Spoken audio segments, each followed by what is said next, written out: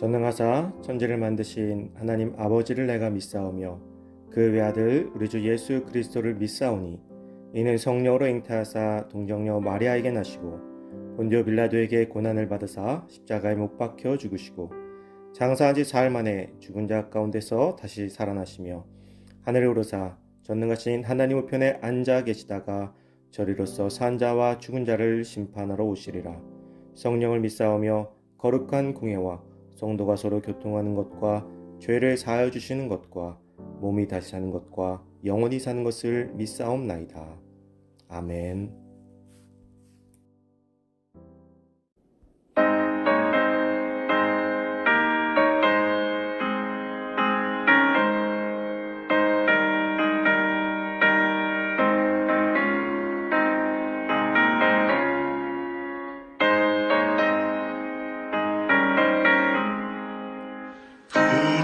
푸른만한 나선이 몸 어디든지 가오리다. 괴로우나 즐거우나 주만 따라가오리니 어느 누가 막으리까. 죽음이 늘 막으리까. 어느 누가 막으리까. 죽음이 늘 막으리까. 아골골 잡힌 들에도 복음 들고 가오리다.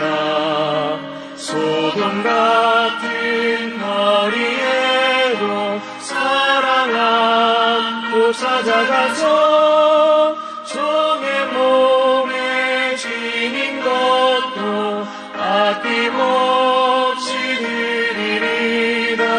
종의 몸에 지닌 것도 아낌없이 드리리다.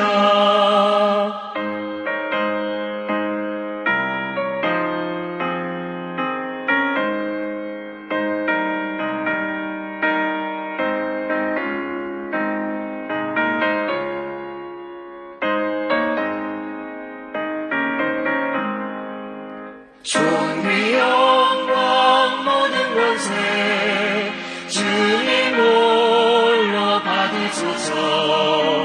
멸시전대 십자가는 제가 지고 가오리다. 이름 없이 빛도 없이 감사하며 섬기리다. 이름 없이 빛도 없이 감사하며 섬기리다. 아멘.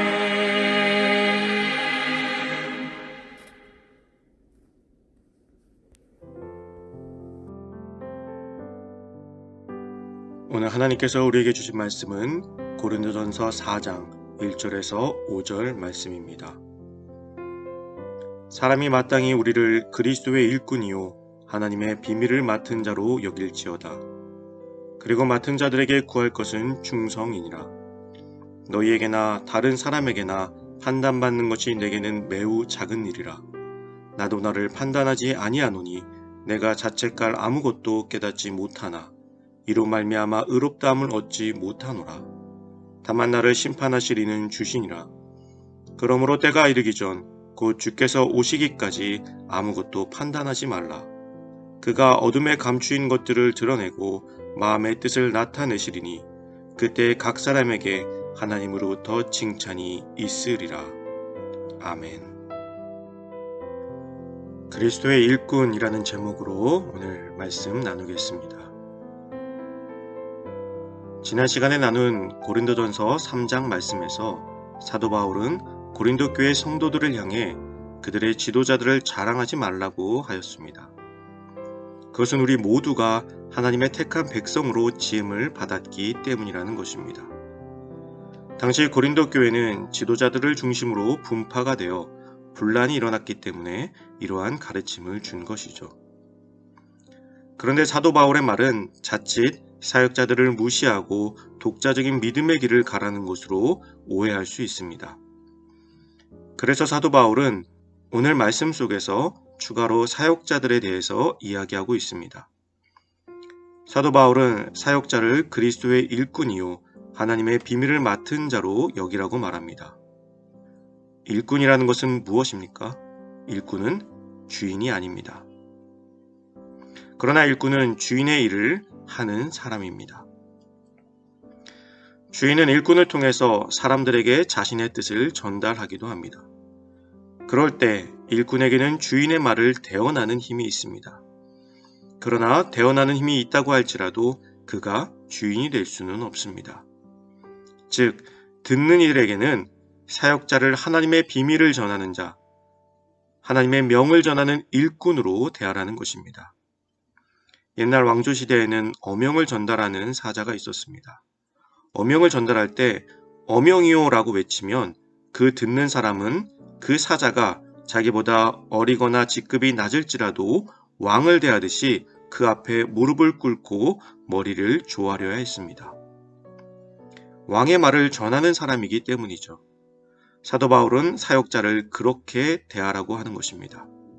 그리고 사역자들에게는 충성을 요구합니다.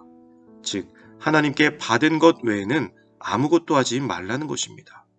목회자는 존경과 존중의 자리에는 있을 수 있으나 하나님의 존엄의 자리에는 앉아서는 안 됩니다. 겸손히 전하는 자의 역할에 충실을 다해야 합니다. 우리는 사역자들의 범위가 넓어진 세상에서 살고 있습니다. 사역자는 단지 목회자만을 의미하지 않습니다. 복음을 들고 있는 우리 모두가 바로 사역자입니다. 그러므로 하나님의 말씀을 온전히 전해야 하며 가감해서는 안 됩니다. 그리고 하나님의 자리에 앉으려는 교만에서 벗어나야 합니다.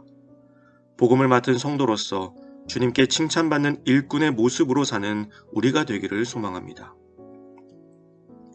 고린도 교회 성도들은 자신들의 기준을 가지고 사도 바울을 판단하였습니다. 그들의 이러한 습성상 사도 바울뿐 아니라 매사에 누군가를 판단하고 평가하였을 것으로 보여집니다. 고린도 교회 한 분파였던 아볼로파는 바울을 무식하고 말재간이 없는 자로 비난하였습니다. 아볼로는 성경 지식과 언변에 뛰어났으며 그에 비해 사도 바울은 다소 말주변이 없었기 때문입니다. 또한 게바파, 즉 베드로파는 사도 바울의 사도로서의 자격에 대해서 시비를 걸었습니다. 사도라 함은 예수 그리스도에게 직접 임명된 제자여야 하며 부활을 목격한 자여야 한다는 것입니다. 그러나 사도 바울은 다메섹 도상에서 개인적 회심을 통해서 사도로 부름을 받았습니다. 이런 것들에 대해서 자꾸 비난을 하고 흠집을 잡으려 하였습니다. 이런 것을 보면 초대교회 성도들도 모두 온전히 아름다운 그리스도인들만 있었던 것은 아닌 것 같습니다. 그런데 사도 바울은 이러한 판단을 매우 작은 일이라고 여깁니다. 그 이유는 간단합니다. 나를 판단하실 분은 오직 예수 그리스도 한 분뿐이라는 것입니다. 우리는 쉽게 누군가를 판단하고 또 반대로 판단을 받게 되기도 합니다. 누군가를 판단하지 마시기 바랍니다. 그리고 누군가 나를 판단한다면 그 판단에 얽매이지 마시기 바랍니다. 우리는 모두 누군가를 판단할 수 없는 존재이며 오직 주님께서만 우리를 판단할 수 있기 때문입니다.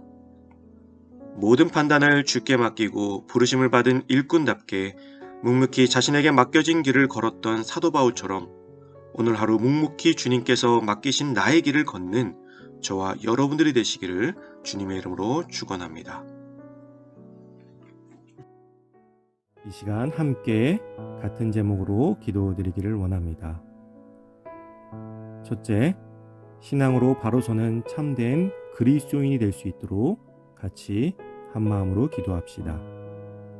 둘째, 코로나19의 종교를 위해서 기도합시다.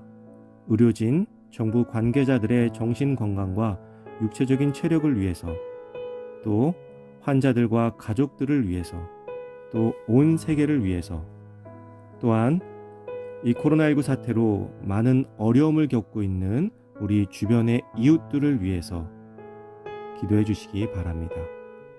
또 세 번째로 교회를 위해 여러분들의 기도 제목을 놓고 기도해 주시기 바랍니다. 기도하겠습니다.